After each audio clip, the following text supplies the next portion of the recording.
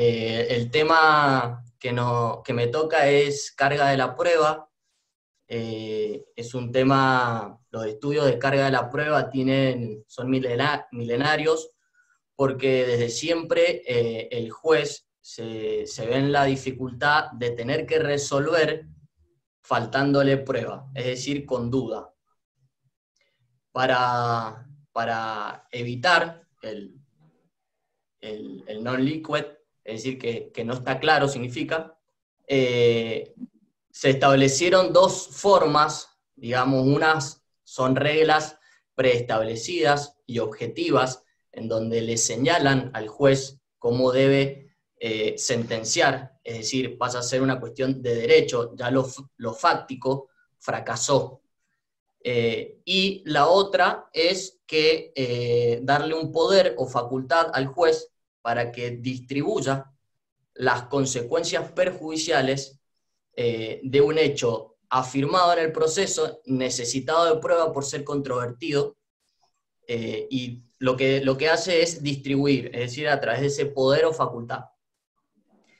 La idea de la exposición es hablar sobre la carga de la prueba, los aspectos generales, después ver cómo está regulado en el nuevo Código Procesal Civil, Comercial y Tributario de la provincia de Mendoza, y por último hacer unas reflexiones sobre la carga dinámica de la prueba, que pesa el nombre, desde ya les adelanto que las cargas no pueden ser dinámicas, pero no nos adelantemos. La carga de la prueba funciona como regla de juicio subsidiaria de la actividad de sentenciar.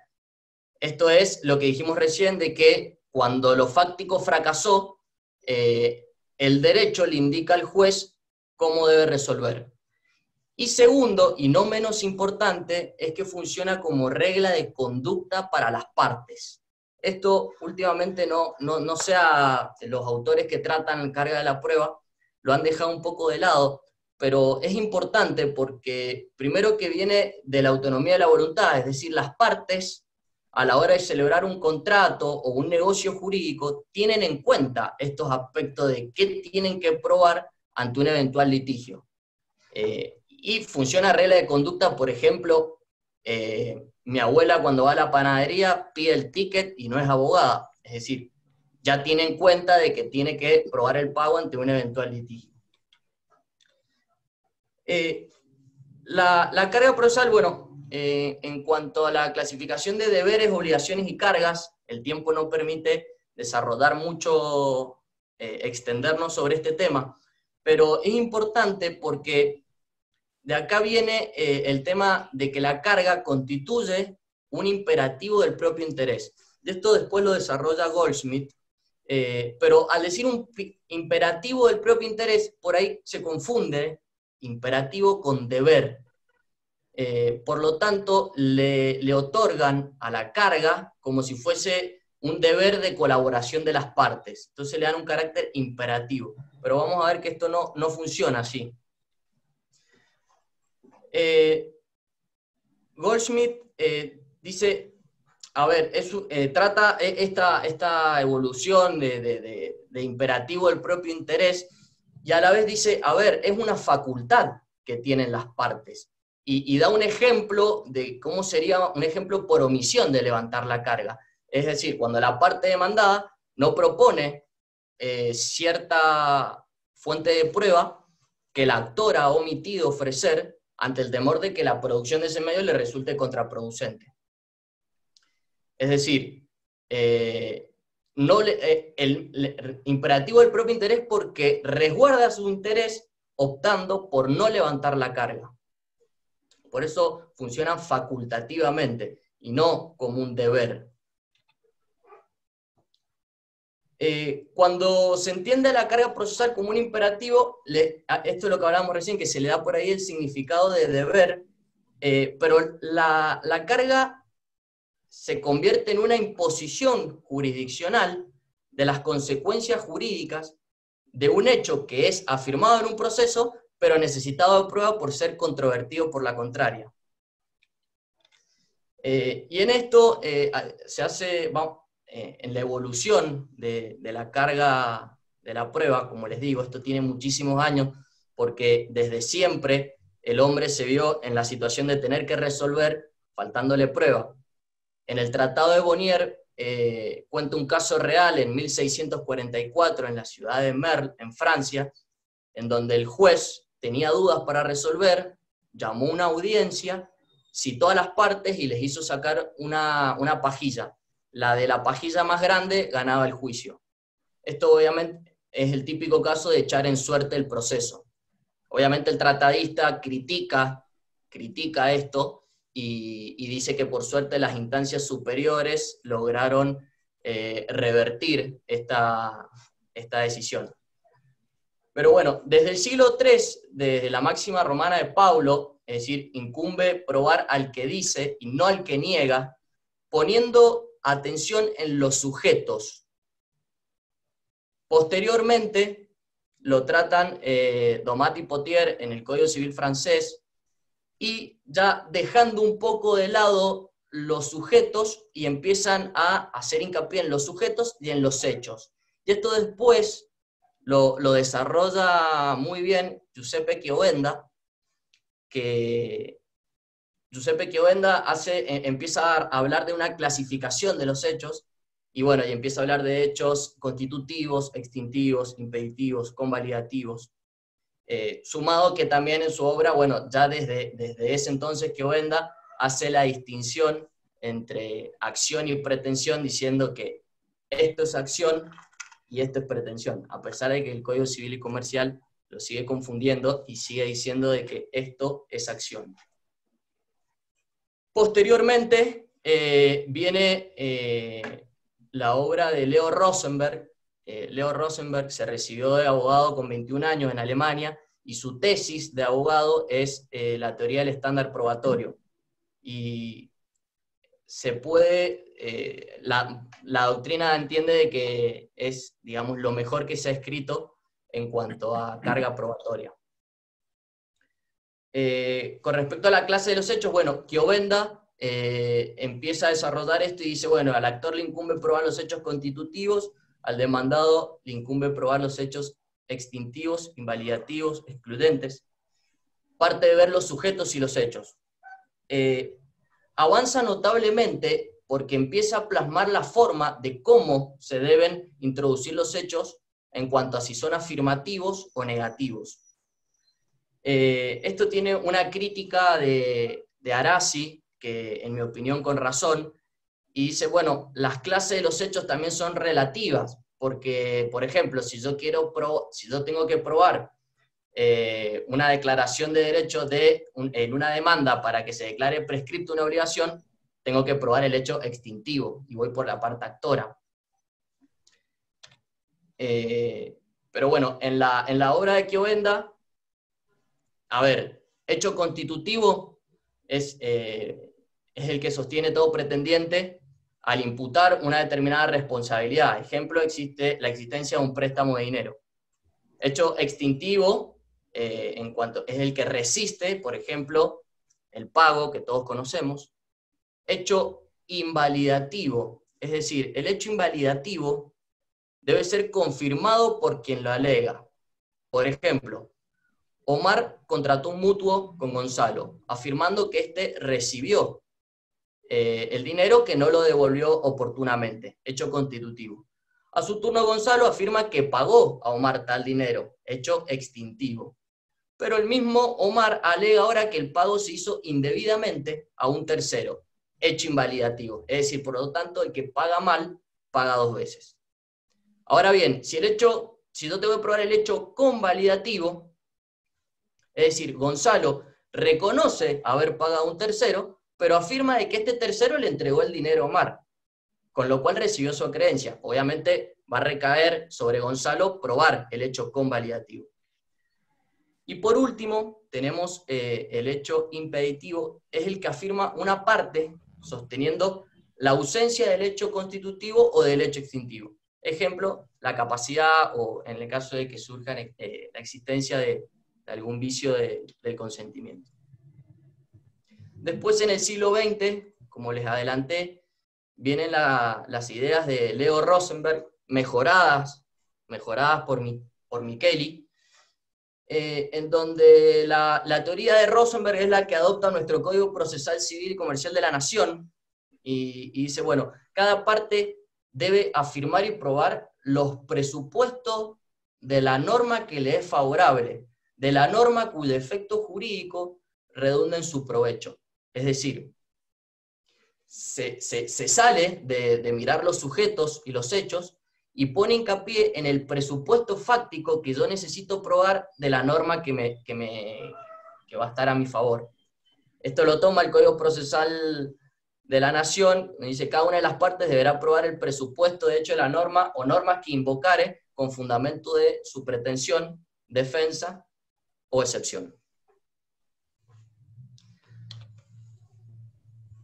Bueno, en cuanto a la carga de la prueba en el Código Procesal Civil y Comercial y Tributario de Mendoza, contiene la misma regla similar del Código de Podetti, derogado en el artículo 177, en donde, bueno, a diferencia del Código de Podetti, en cuanto a caducidad de la prueba, en el Código de Podetti se exigía un emplazamiento previo, lo cual ahora no, ahora opera en forma automática. Entonces, el artículo del Código Procesal actual del Código de Mendoza dice, en general, cada litigante debe aportar a la prueba de los hechos que invocó y que no fueron reconocidos por la contraria. En particular, corresponde la prueba de los hechos constitutivos a quien los invoca como base de su pretensión, la de los hechos extintivos e impeditivos a quien los invoca como base de su resistencia. Es decir, adopta una regla de la clasificación de los hechos de Chiovenda, y a la vez, posteriormente, la de Leo Rosenberg. Ahora bien, en nuestro Código Procesal Civil de Mendoza tenemos la particularidad de que tenemos dos sistemas que son antagónicos, por lo tanto incompatibles, porque el mismo código tiene una regla general de carga de la prueba, pero a la vez tiene en otro artículo las cargas probatorias dinámicas. Es decir, ¿por qué digo que son antagónicas? Porque son dos formas diferentes de concebir el proceso.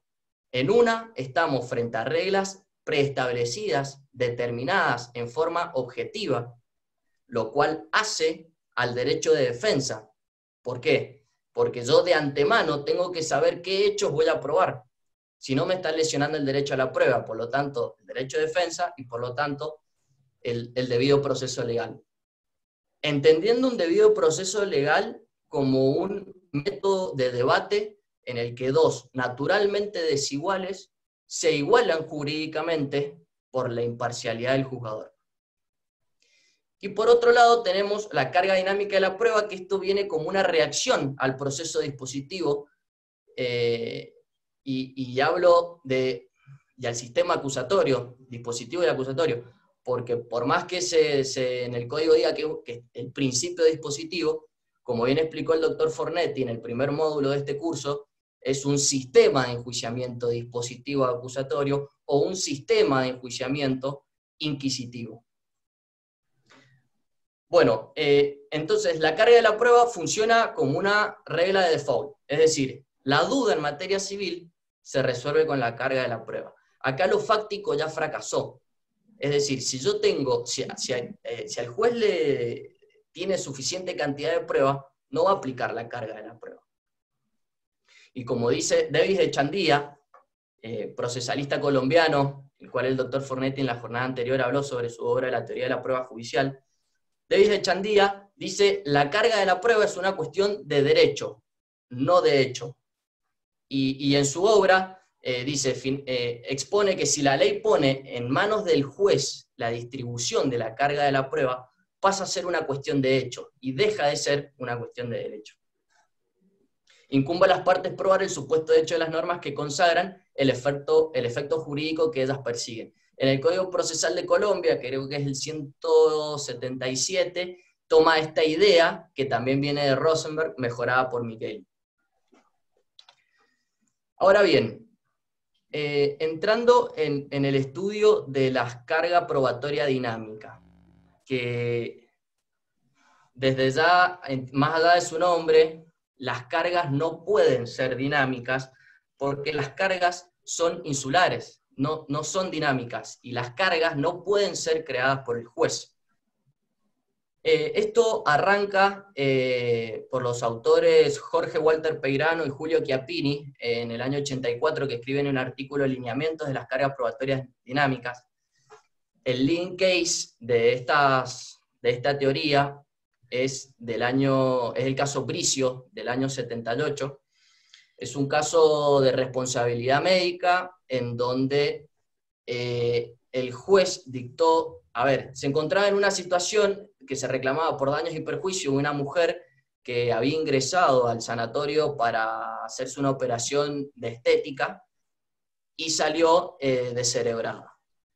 Por lo tanto, inicia una demanda por daños y perjuicios contra el sanatorio, contra los médicos, con una particularidad.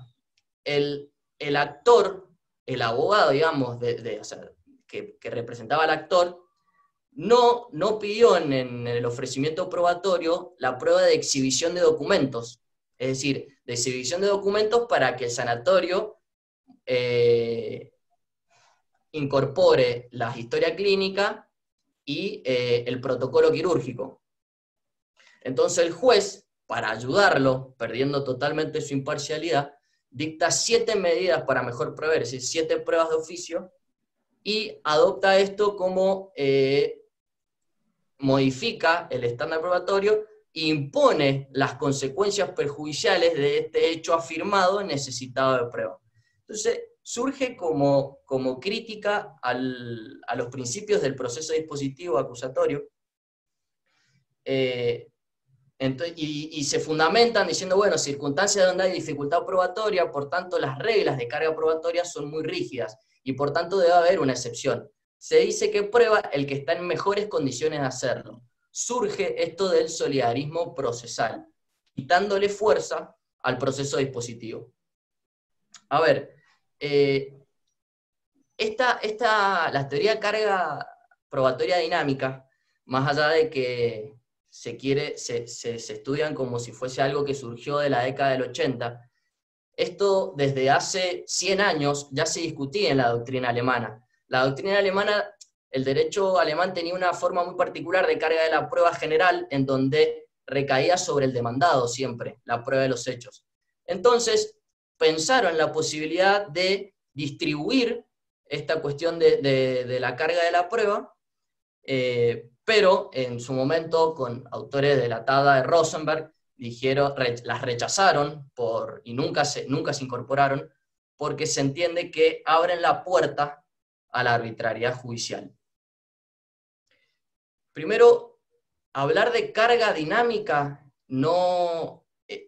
las cargas no pueden ser dinámicas, porque si la carga procesal puede ser dinámica, ustedes me van a saber entender que entonces habría una carga dinámica de la contestación de la demanda, por estar el actor en mejores condiciones de contestar, o una carga dinámica de la apelación, por estar la contraria en mejores condiciones de expresar agravios.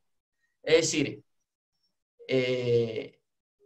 se fundamentan en este deber por eso al principio hablaba de deber, obligaciones y cargas, porque confundir la carga con un deber de colaboración, como si, en el proceso, las partes que están enfrentadas, donde hubieron emplazamientos previos, donde se intentó una conciliación previa a iniciar el proceso, es decir, ya cuando llegamos al proceso, no pueden fundamentarlo en un solidarismo procesal, como si el proceso fuese Omar Fornetti con Gonzalo Gatica buscando la verdad real en el Parque San Martín, tomando mate, agarrados de la mano. A mí nunca me pasó que un cliente venga al estudio y que quiera perder el juicio. Es decir, si ya llegamos a un proceso judicial, es porque toda la etapa de poder arreglar el conflicto en forma previa no se pudo. Pasemos a la carga dinámica en el Código Procesal Civil y Comercial y Tributario de Mendoza. Bueno, conceptualmente la carga dinámica, recomiendo una obra que es la tesis de doctorado del doctor Gustavo Calviño, que se llama Carga de la Prueba, adicional Astrea, del 2016. en donde el doctor Calviño dice, es la imposición judicial a una de las partes de las consecuencias perjudiciales a sus intereses por la falta de prueba de un hecho afirmado y necesitado de prueba por la contraria en el proceso. Veamos cómo lo legisla nuestro código y por qué digo que al tener una carga dinámica en el código son dos soluciones antagónicas con el sistema de cargas generales. Una vez trabada la litis, el 166, una vez trabada la litis, de acuerdo a la naturaleza del proceso, las cuestiones a aprobar y la legislación de fondo, el juez puede distribuir la carga de la prueba ponderando cuál de las partes se halla en mejor situación para aportarla. A ver, confunde carga procesal con práctica de la prueba, porque prueba el que está en mejores condiciones de probar. Eso no es carga de la prueba porque tiene que ver con la producción probatoria, es decir, tiene que ver con la práctica de la prueba. Y después que, a ver, muchos me van a decir, bueno, pero en diferentes materias se sale de la carga general y va a una carga especial, pero son cargas especiales que están legisladas, por lo tanto las partes saben de antemano que tienen que probar, y lo cual está bien, porque permite suplir las falencias que tendría una carga general en materia de derecho del consumidor, en materia laboral, pero son cargas especiales. El Código Civil y Comercial tiene un montón de cargas, pero son cargas especiales dadas por el legislador, no una imposición jurisdiccional de las consecuencias de la falta de prueba. Entonces, esto cuando hablamos de carga especial, muchos lo confunden y dicen, no, la teoría y la inversión de la carga de la prueba. No hay inversión ni carga dinámica. Cuando la norma está fijando qué sujeto debe probar, supongamos en materia de derecho del consumo, la norma me está fijando qué sujeto debe probar un hecho determinado, no se trata de inversión, sino de una fijación subjetiva del onus probandi. Estoy bien de tiempo. Bueno, carga dinámica impronta un solidarismo procesal ejercido por un juez decisionista. Esto ya lo dije, hay una gravísima afectación al debido proceso, porque me estarían lesionando el derecho a la prueba. A ver, por más que me otorguen, el código dice, bueno, trabada la litis, si el juez impone la teoría de la carga probatoria dinámica, dan un plazo de 10 días para ofrecer nuevas pruebas. Igual me está lesionando el derecho a la prueba, porque ya trabada la litis, los hechos ya fueron plasmados de una forma, direccionados a probar con determinados medios probatorios, a probar determinadas cuestiones fácticas. Por lo tanto, imponer la carga probatoria una vez trabada la litis afecta el derecho a la prueba y, por lo tanto, el derecho de defensa en juicio. Por último, el juez no puede crear cargas procesales. La teoría de la carga dinámica probatoria se sostiene de que la Corte Suprema de la Nación ya se plasmó sobre estas teorías, en el fallo Pineiro y en el fallo Perón. Pero, como yo soy muy desconfiado, busqué estos fallos para ver qué decían al respecto y yo entiendo de que no es así. Primero porque en Pineiro en el año 97 fue un reclamo de indemnización de daños y perjuicios por mala praxis médica. Negligencia médica condujeron a la pérdida del feto por asfixia. Lo que expone nuestra Corte en el considerando 7 de voto de la mayoría es que el tribunal debió haber ponderado concretamente la eventual responsabilidad atento a las deficiencias en las confecciones de la historia clínica y la pérdida de alimentos cuya custodia le incumbía al demandado. A ver, es primero interpretar y valorar adecuadamente después. No se vincula con el onus probandi, no tiene nada que ver con la carga de la prueba, porque acá obraba prueba suficiente. Simplemente que la justa solución dependía de una correcta valoración de la prueba. 30 años antes, ya la Corte, en el fallo Perón, en donde en este fallo se señaló que le exigen al funcionario que produzca la prueba de la legitimidad de su enriquecimiento, y no el estado de la ilegitimidad. Es decir, es aquel que está en mejores condiciones de suministrar la prueba. A ver, acá es la aplicación de una regla especial, no hay inversión de la carga de la prueba. Es una regla especial prevista por el artículo 3 del decreto 5148 del año 55, al funcionario que ha sufrido la interdicción de sus bienes, pero no hay carga dinámica probatoria.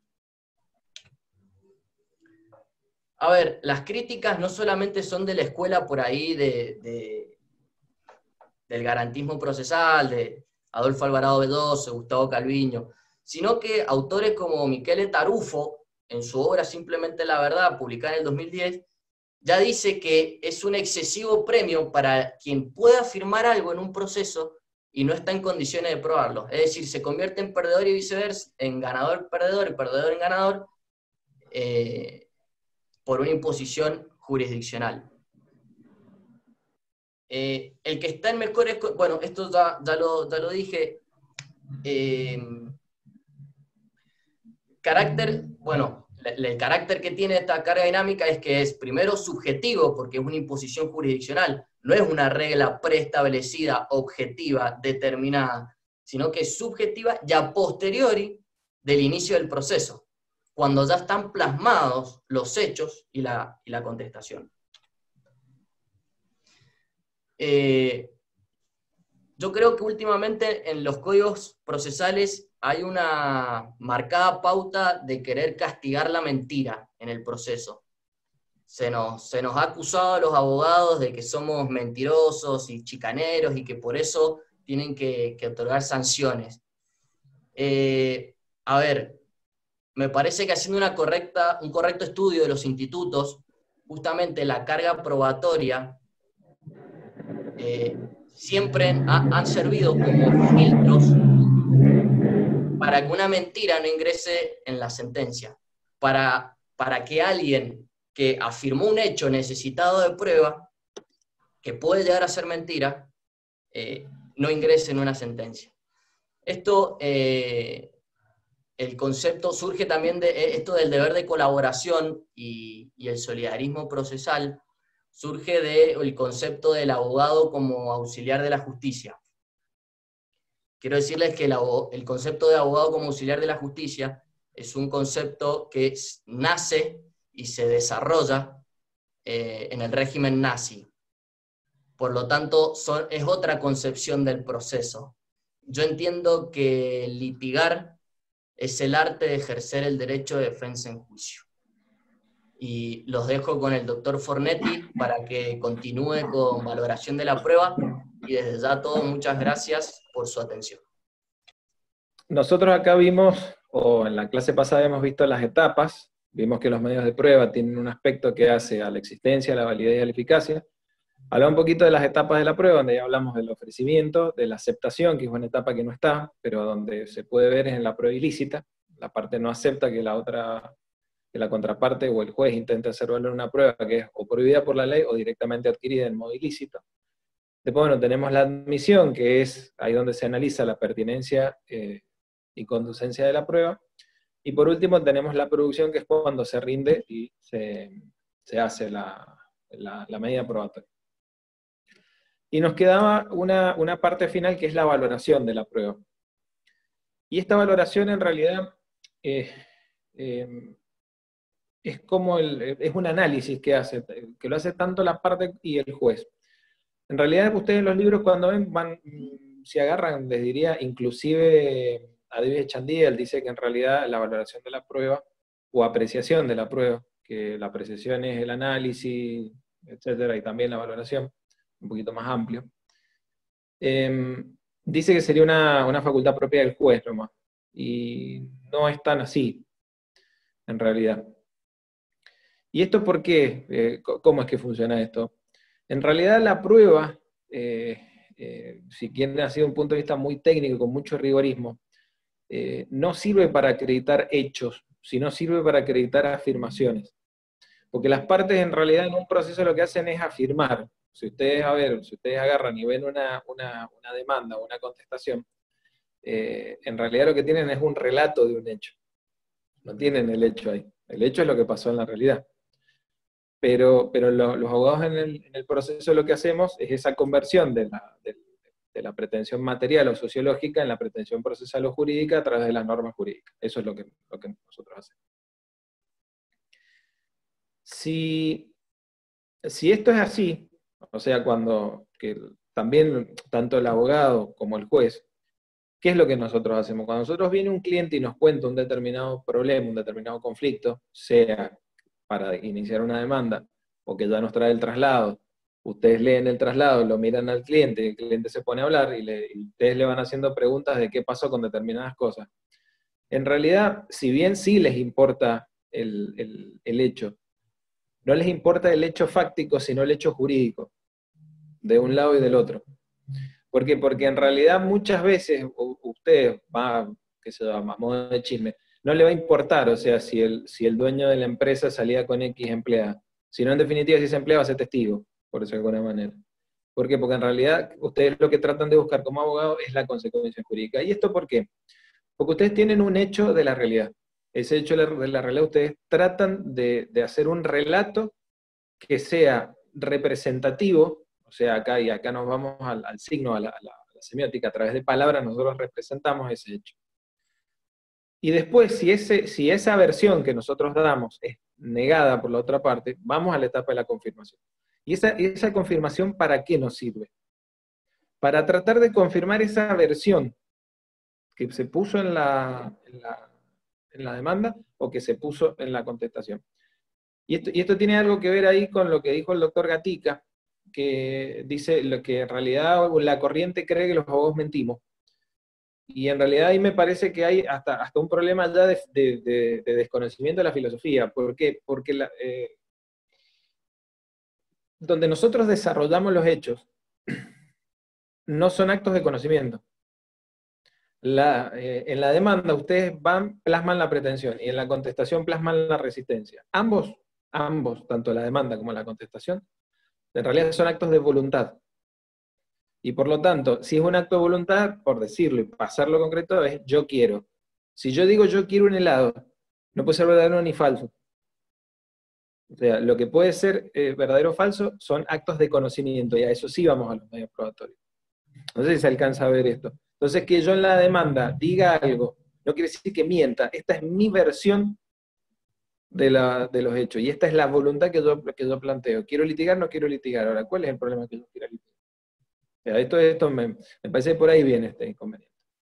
Pero fuera de esto, lo que yo trato de hacer con la prueba, o sea, vamos a la etapa de la confirmación, es tratar de recrear esa situación que yo relaté en la demanda o en la contestación, que les puedo asegurar nunca es fidedigna de lo que pasó realmente.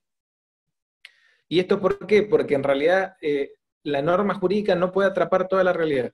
Había un autor español que se llamaba Jaime Wasp, tiene una obra, si pueden buscarla en la revista de Derecho Procesal que llevaba Alsina, creo que es el del año 51, tiene un artículo que se llama La pretensión procesal. Yo creo que es lo mejor que se escribió respecto de esta materia, y tiene ya 70 años, 69. Y ahí hay una parte en una nota donde él dice, es muy gráfico lo que va diciendo, dice, lamentablemente el derecho no puede captar toda la realidad, sino que lo que agarra es capta determinadas instituciones y lo deja dentro de ese marco normativo. Pero fuera de ese marco normativo no hay derecho. Volvemos a la sociología. Y les voy a dar un ejemplo. Ustedes saben que con la sanción, antes del 2015, no existía la unión convivencial. Las posibilidades eran o que una persona, o estaban casadas, que por lo tanto para eso requerían el consentimiento y el acto administrativo del oficial público, o estaban en concubinato. Quisieron poner el Código Civil para tratar de solucionar este problema, que era el del concubinato. Ahora, fíjense lo que pasó ahí.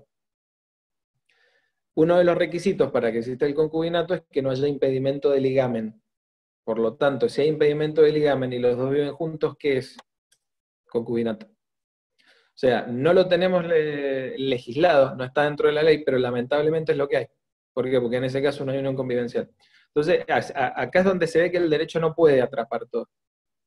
Entonces, como no puede atrapar todo, esa confirmación nosotros lo que tratamos de hacer no es ir al hecho en sí, eso que pasa en la realidad, sino a la afirmación jurídica que se hizo o en la demanda o en la contestación. Y para eso es que se trata de recrear ese hecho. ¿Y esto cómo funciona? Yo tengo los medios probatorios, o sea, los medios confirmatorios que yo utilicé, los voy usando para tratar de ir recreando las versiones y cuál de las versiones está. Y esto, ¿cómo en principio sería?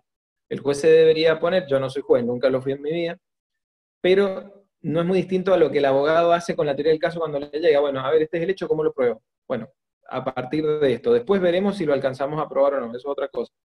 Pero nosotros nos ponemos del otro lado del juez. El juez en realidad lo que tiene que hacer es casi como el historiador, nosotros lo que tenemos que hacer es como el constructor, serían como las dos posturas. Pero en definitiva el análisis sería yo para allá y el juez de allá para acá, pero es la misma forma de pensar, solo que de lados inversos. Entonces cuando el juez tiene que ver reconstruir ese hecho, ¿qué es lo que primero debería hacer? Agarrar la demanda y la contestación y fijarse cuáles son los hechos que están fuera de debate. ¿Por qué? Porque sobre eso habría acuerdo en principio entre las partes y yo no tengo por qué resolver nada. Entonces ahí, bueno, fulanito dice, ¿está reconocido o no está reconocido? Está reconocido, listo, chao. ¿Cuáles son los hechos controvertidos? Tal, tal y tal. Bueno, son estos tres, listo. Y ahí empezar a agarrar esa prueba, tanto en conjunto como individualmente, para tratar de, lógicamente, convencerse de que alguna de las dos versiones ocurrió. Esto es en el aspecto fáctico. Y esto en definitiva es lo que importa la valoración. Si me dan un segundo, déjenme que busque algo que tenía, que es lo que dice el David Echandía, que justamente estábamos viendo para esto. Discúlpenme, se los voy a leer porque en realidad es bastante divertido. Fíjense lo que dice. Para una correcta apreciación no basta tener en cuenta cada medio aisladamente, ni siquiera darle el sentido y alcance que en realidad le corresponda, porque la prueba es el resultado de los múltiples elementos probatorios reunidos en el proceso, tomados en su conjunto, con una masa de pruebas, según la expresión de los juristas ingleses y norteamericanos.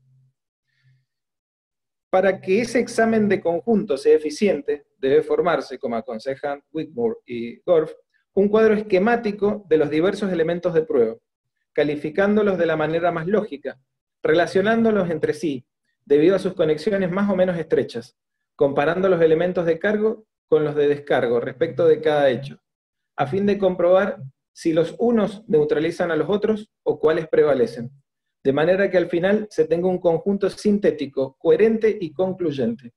Todo eso antes de sacar conclusiones de ellos, de acuerdo con la gran regla cartesiana de proceder objetivamente, sin ideas preconcebidas con desconfianza o duda provisional respecto de las varias hipótesis.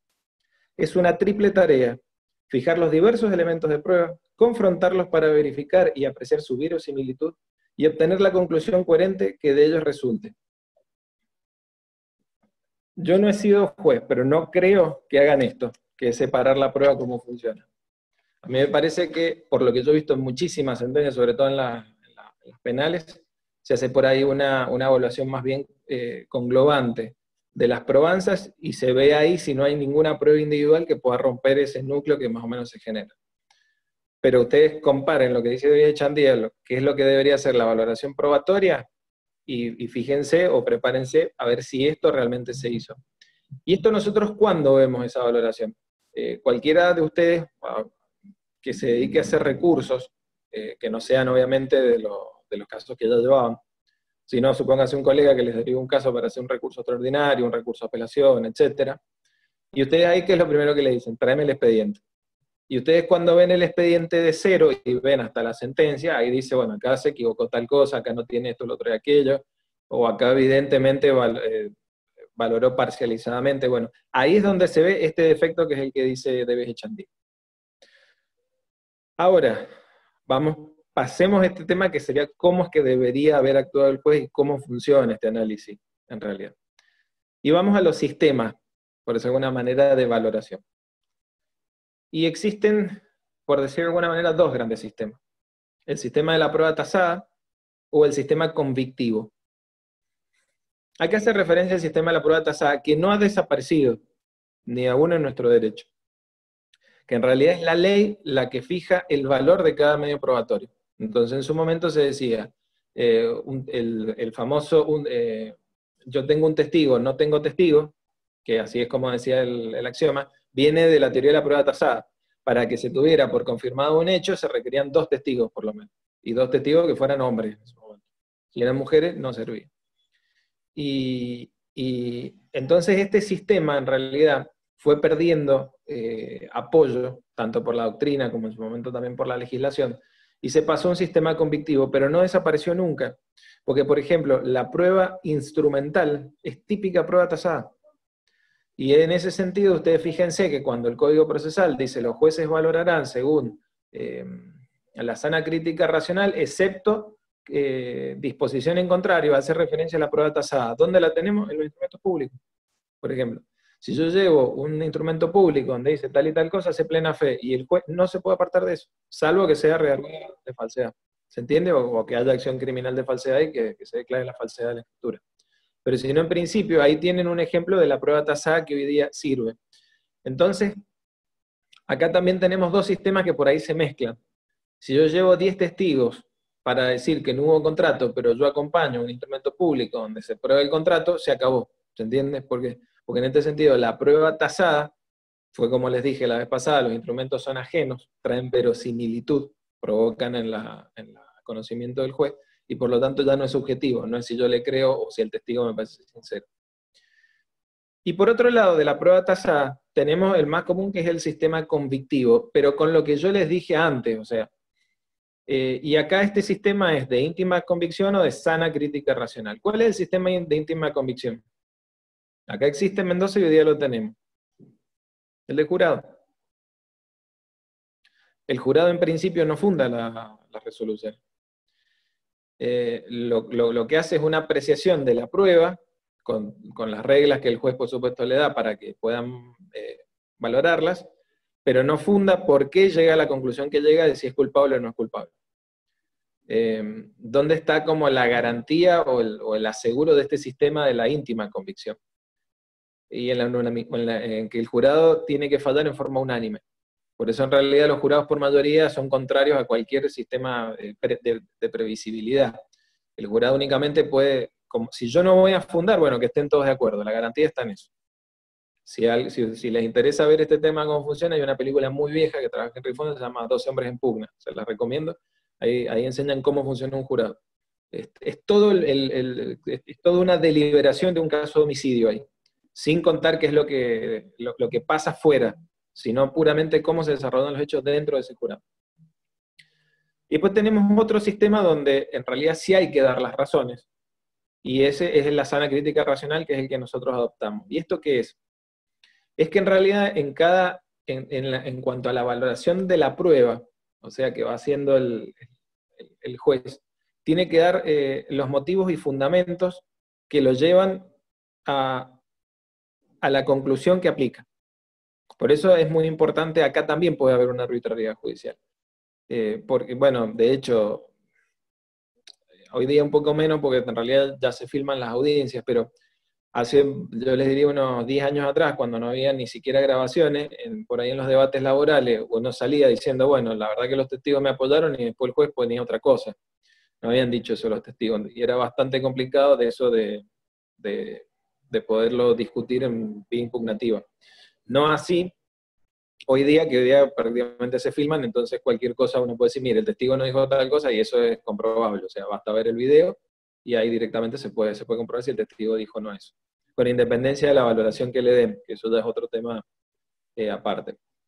Pero bueno, en este sistema de la sana crítica racional, en realidad, si bien se le permite al juez que vaya analizando por medio de la lógica, la experiencia y la psicología, los medios probatorios para poder arribar a una conclusión, no podemos dejar de lado, como les dije la vez pasada, que existen ciertos medios de prueba que generan un valor convictivo que es mucho mayor, o sea, un valor de conocimiento que es mucho más importante que la convicción, que es lo que les dije en la prueba científica. O sea, si viene como les dije, si viene un ADN, o sea, y el juez tiene un ADN, por más que tenga 1000 testigos que digan lo contrario, en este sentido, o sea, los testigos pueden haber visto y pueden ser hasta de buena fe y todo lo que ustedes quieran, pero en realidad hay una diferencia entre un ADN que dice es el hijo a 10 testigos que digan no vive en la Argentina en los últimos 10 años. No sé si se entiende el tema.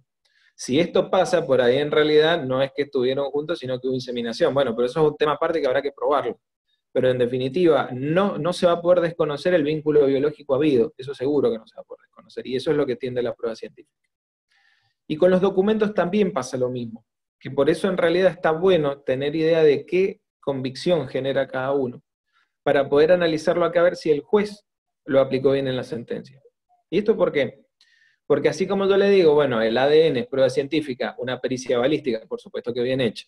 No, si están mal tomadas la muestra no va a estar. Una pericia biológica, etcétera, que aplican ciencias duras, en principio todos deberían llegar a la misma conclusión. Entonces no habría inconveniente de, mire, lo dijo este perito, yo en esto no me puedo apartar. ¿Por qué? Porque aplicó la ley de la gravedad, no puedo decir nada. Aplicó el ADN, no puedo decir nada. O sea, como que medio que excluye la valoración del juez para respecto de una cosa que es cierta, por decirlo. Lo mismo pasa si yo quiero comparar un instrumento con un testigo. ¿Por qué? Porque el testigo tiene una faz subjetiva y una faz objetiva. La faz subjetiva a mí me puede parecer sincero el testigo, pero eso no quiere decir que haya captado bien. Y el ejemplo es este. Si yo tengo un testigo, pero el testigo está alcoholizado, ha tomado alcohol, ha tomado bastante alcohol, él puede haber estado, puede haber visto lo que quiera, pero obviamente estaba alterada su percepción, porque el alcohol es depresor del sistema nervioso central, etcétera, y puede afectar tanto su visual como su memoria posterior. Entonces, no necesariamente porque, es cierto, hay una cámara que le muestra al testigo ahí que está mirando. Sí, está bien. No se ve el accidente, pero se ve la persona que está mirando justo el momento del accidente. Está fantástico. Ahí tenemos que el testigo sí es sincero en cuanto a lo que él dice, pero no quiere decir que sea objetivo. Bueno, esto es lo que va pasando con el resto, con las pruebas. Entonces eso es lo que nosotros tenemos que ver. Entonces empecemos, cuando vamos a analizar, a ver, ¿tenemos pruebas científicas? ¿Cómo se la valoró por el juez? No, le dio preponderancia a los testigos. Listo, ya tienen un modo de impugnación, aseguradísimo. Vamos a otro. Yo tengo un instrumento público o un instrumento privado que está reconocido y tengo testigos que dicen lo contrario, que el juez le dio importancia a los testigos y no a esto, que es una prueba tasada, tienen otro elemento. Lo mismo pasa con los registros, o sea, que fue lo que estábamos hablando con la percepción, obviamente. Con la percepción. Por ejemplo, en el examen judicial. Ahí es un poco complicado porque en realidad la prueba es la impresión subjetiva del juez. ¿Qué es lo que pasa en la realidad? Que generalmente el juez pone, se nota que existe tal y tal cosa. Bueno, después sobre eso va a ser, pero no necesariamente eso que él transcribe con signos es lo que él siente. Por eso en realidad ese tipo de prueba por ahí es media complicada. Sería mejor hacerlo pasar por medio de la pericia, porque la pericia sí ya es más objetiva y le permite a las partes tener un mayor control al ser indirecto. Y por último, bueno, tenemos todas las que yo le dije, que los indicios, el testimonio, la confesión de parte, todas estas pruebas, que son como las que menos eficacia de conocimiento traen, pero que en definitiva son las que más se usan.